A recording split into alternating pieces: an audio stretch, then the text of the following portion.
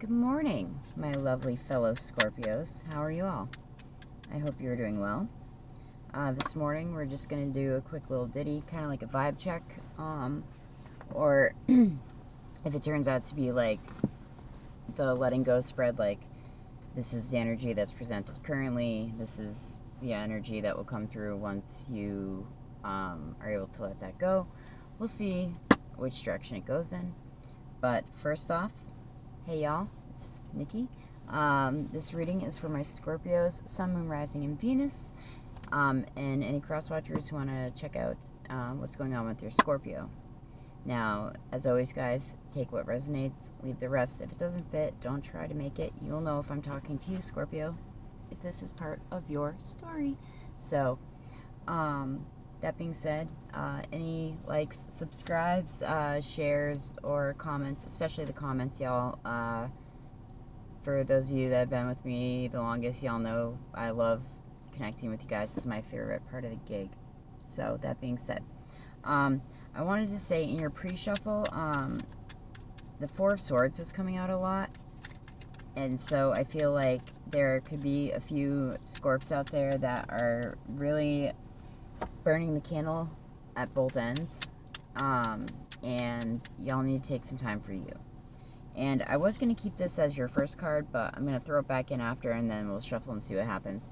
And the Seven of Wands kept coming out a lot, too. So this is, see how, I just said burning the candle at both ends, too. See how this one wand is standing up in the middle? This is the card of boundaries. This is the card of standing your ground, Scorpio. And this is also the card of advocacy. There may be someone in your life right now that really needs help and can't stand up for themselves, and that's where you come in, you know, to really kind of like stick up for them, speak up for them, or just kind of like be their cheerleader and tell them that, like, you know, you're there for them, and trying to help them set boundaries.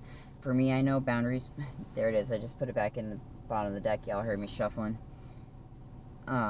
For me, boundaries is very hard. It's always been a very hard thing to try to lay down with people.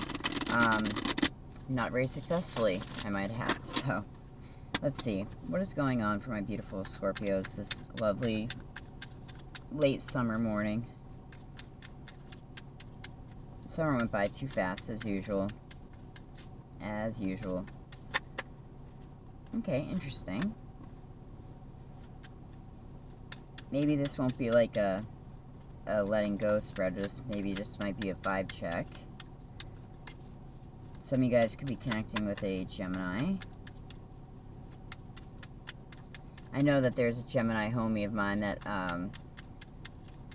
has been asking me to do a reading, and so I might do Gemini next because his energy keeps coming out in the cards anyway. So, alright, what else we got here? I might clarify the... Oh, interesting. That was another card that you guys were getting in the pre-shuffle. So, alright. I'm going to clarify these cards. I'm going to go, surprisingly, a little off, you know, unorthodox. So, on the bottom of the deck, we have the Ten of Wands. This is burden. This is, you guys needing to delegate tasks. That could go back to like the Seven of Wands energy, kind of needing to speak up for yourself. In the Rider-Waite deck, he's carrying this big bundle of 6, and he has so much on his fucking plate, he can't even see where he's going, you know? So there's that, and this might tie in with what's going on here. So, I'm saying this might not be the letting go spread because of the order that these cards came out. So, right here, we have the Lovers, and we have the Eight of Wands, okay? Clearly, the most basic interpretation, the most glaringly obvious interpretation is someone is waiting on information from someone else. You are possibly putting your love life on hold, or taking a break, because you're waiting for some type of information from someone. The Eight of Wands is about, rapid movement. It's about, that could be feelings, you know, really like coming to the forefront quickly. It could be about work. A lot of people, I myself included, attribute the card to waiting for news, like in the work arena, kind of like waiting for a job offer to come through. But this is really speaking very clearly about the Lovers. Everyone always thinks is like this hunky-dory, beautiful soulmate energy, which it very much still can be. But for me, the Lovers is always about making a choice in a situation that involves love. You know, and maybe that's why you guys are feeling a little bogged down, a little burdened, because maybe you're waiting to hear from someone, you're waiting to get confirmation, you're waiting to hear on about a first date, you know, and I just heard patience is required. That's more so of like when the Eight of Wands is in reverse, but I just want to remind you guys that this information, that whomever this is resonating for, the information will come when it's supposed to. That sounds so cheesy, but let's see if I can clarify any of this here, because that was not the direction I was vibing with pre turn on camera. Cannot talk today. We have the Two of Wands. This is famously a card of partnership. This is a card of like either business partners, or obviously it could be a love match. But also in this deck specifically, this is a card of focus. See how these two wands are like pointed to the tip, pointed to like a central point? It means that focus and determination is needed right now. And so for the Lovers, clarifying that, is that the card of partnership. Maybe the focus and determination that you're needing to exemplify is what is holding this conversation up. Maybe they feel like you're not in it like they are. Any other clarifiers? I feel like the Eight of Wands, or in general. But I really feel like telling some of you Scorpios to take a break, too. Also to kick your feet up at the end of the day and to rest. We're coming into our season soon enough, and I want y'all to be fresh and bright-eyed and bushy-tailed for your solar return this year. What else do we have for Scorpio, please? And I should have my Soul's Journey Oracle deck with me also. Is that 17 minutes or no, 7 minutes? Anything else coming out? Come on, y'all. Seven of Wands. Seven of Wands. And I see the Daughter of Cups poking out, so that is the Page of Cups. That is a message. That is a love message, essentially. Alright. Very lovey-dovey based this morning, Scorpio. You need to set some boundaries possibly in your love life. And maybe the information is actually flipped. Maybe someone's actually waiting for you to put out your feelings out there, you know. Maybe someone's waiting for you to say, you know, which direction that you would like to see this relationship go. Again, the Lovers for me is a big card of choices and decisions to be made in this love situation. And again, the Seven of Wands falling out. This is you. This is signifying you standing alone and making this decision. Kind of like Hermit energy. This solution will not come through solicited advice. You need to stand on your own, Scorpio, and make this decision and what is best for you. Whether it's best for the group or not. I think the Four of Swords, you know, is reiterating to me that, you know, you really need to take the time and figure out what's going to make you happy.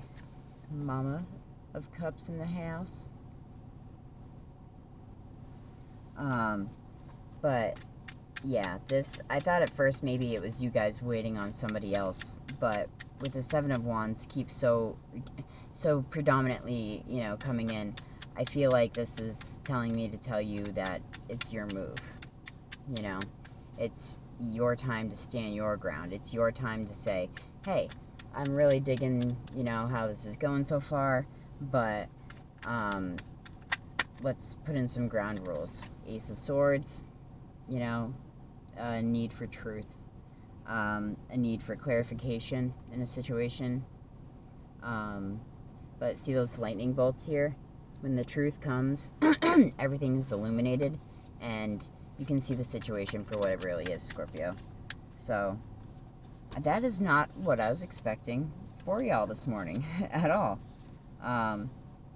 Oh, the sun and the moon. I love when the sun and the moon fall out together. The sun and the moon and the Six of Cups. I don't know. The Six of Cups for me is a very nostalgia-based card. It is a card of love coming back around, maybe from a childhood romance. And the sun and the moon, there's certain pairings of cards that I just love when they fall out together. It's so cute to me.